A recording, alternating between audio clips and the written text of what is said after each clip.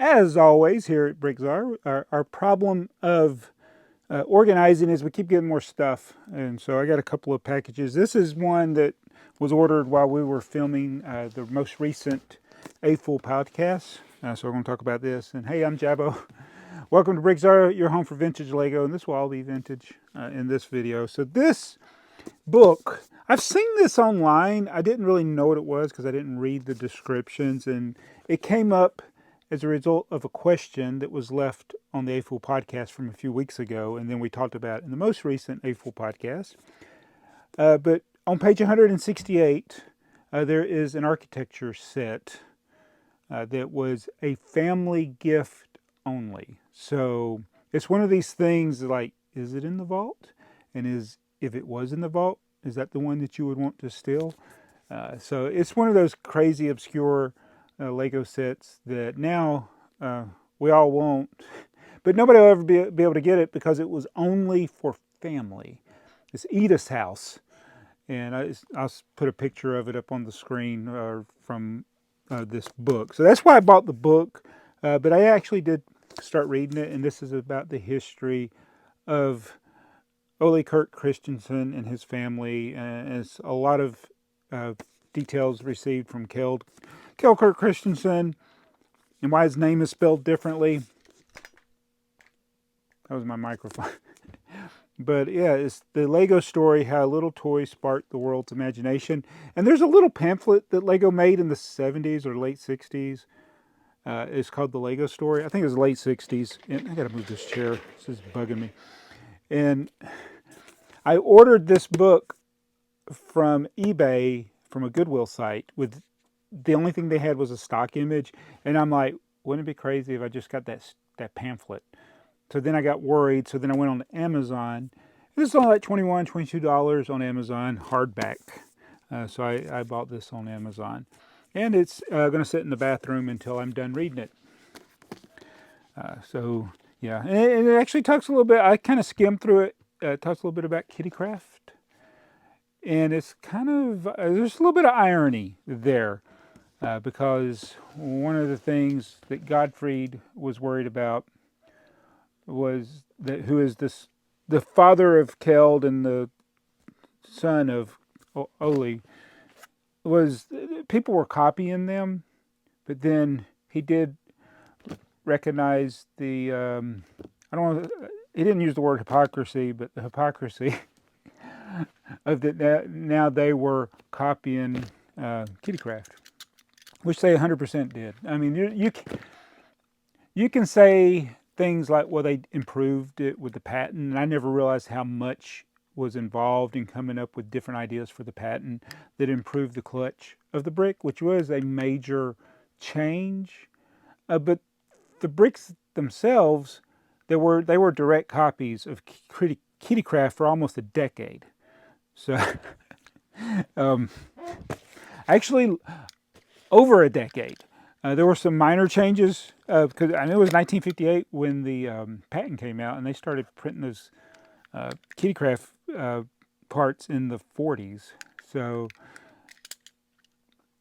and I got this on, and I'll probably talk about it a little bit. I got another fantasy set that I'm building.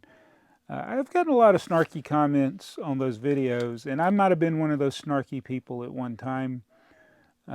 But they're like talking about the molds in the fantasy or like direct copies of the molds of Lego elements, and they probably are. There are some molds that Lego doesn't make, some plates they don't make, like 3x4 plates. Those are only like tiles in the Lego world, but they're plates in the fantasy world. But I don't know. I don't know how. I'm not a Lego purist.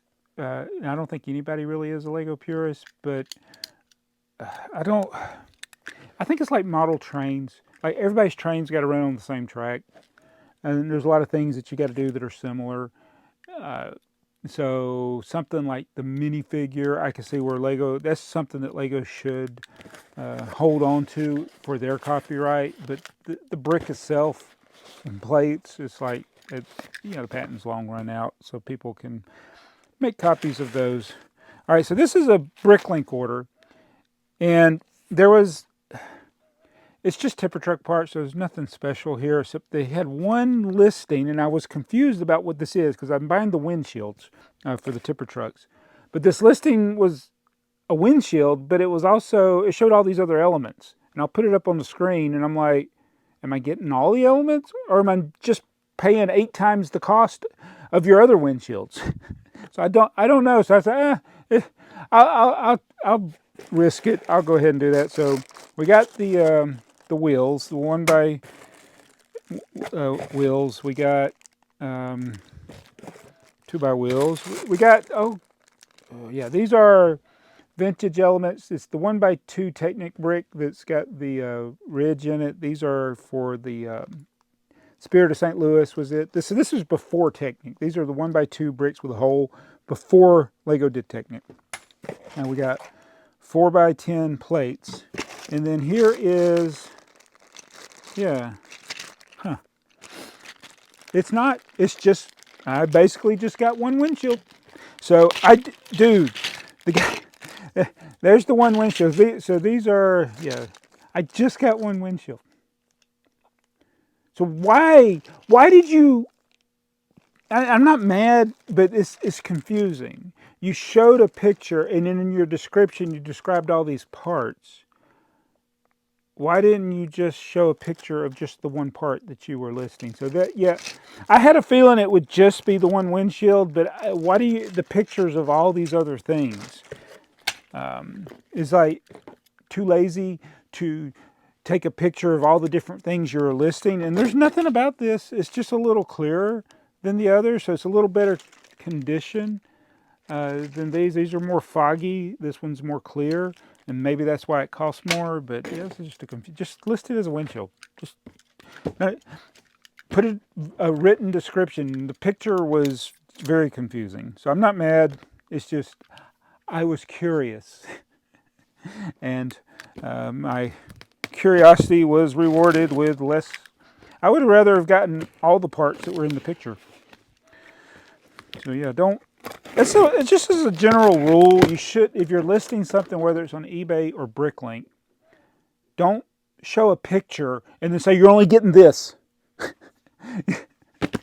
And I take pictures, and there's things in the background. Like I've used this table, and I try to crop out where you don't see stuff back there, because I would hate to be listing something for eBay, and then people think they're getting all this stuff over here. I'm like, no, that's not what you're getting. So I try, crop it out. But yeah, don't take a picture of a whole bunch of stuff and like it's just that one little piece right there. Well, just take a picture of the one little piece.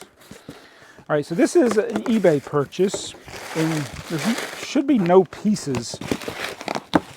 It's one of these Lego education things. Let me throw this box over here.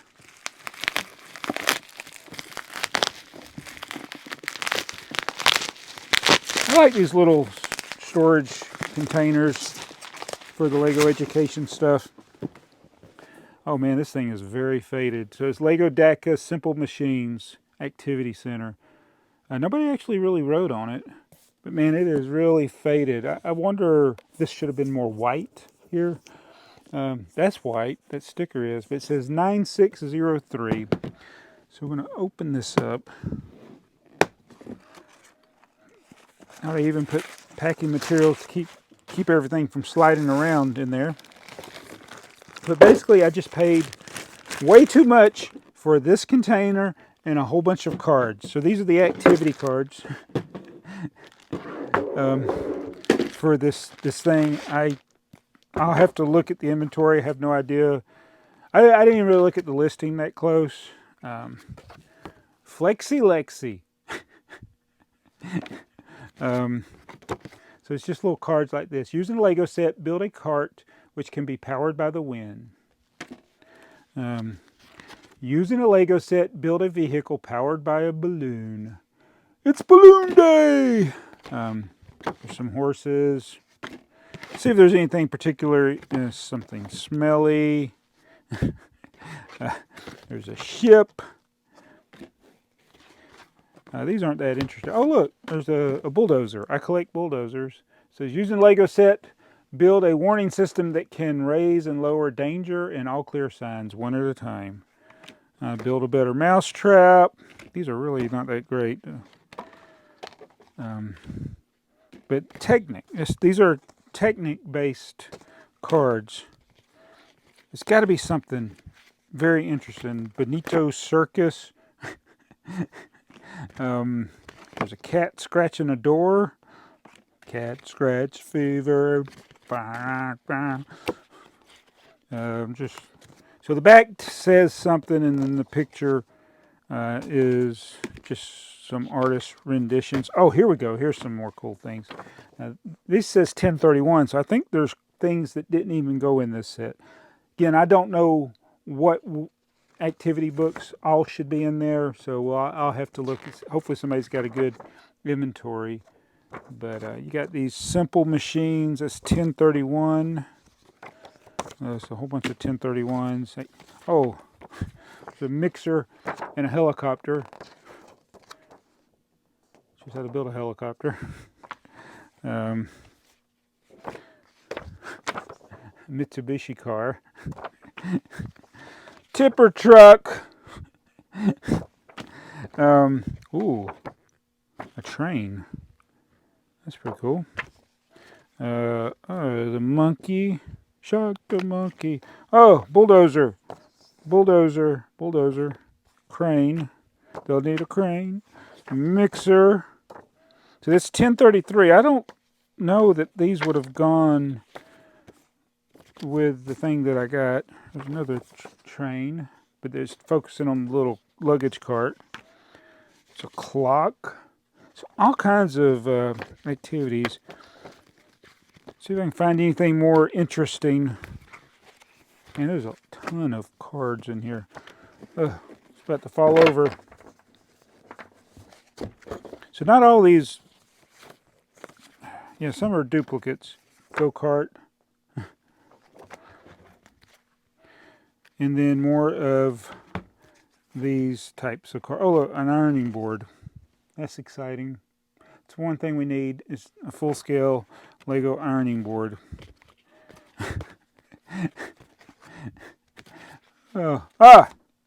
It's like a castle. Repairing a ship. Painting a ship. Newton's apple. So yeah, just a whole bunch of those cards. And the way I justify this is there's probably 50 or 60 cards. So paying less than $1 a card. And I bought that. So you don't have to. How do you close this thing back?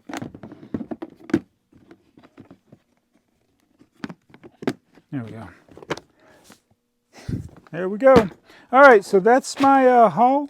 I'm going to put this back in the bathroom until I finish reading it, like I said. And we will see you in the next video. Be sure to watch A Fool Podcast, where we talk all things old Lego and not things that are old Lego. Talk all things. See ya.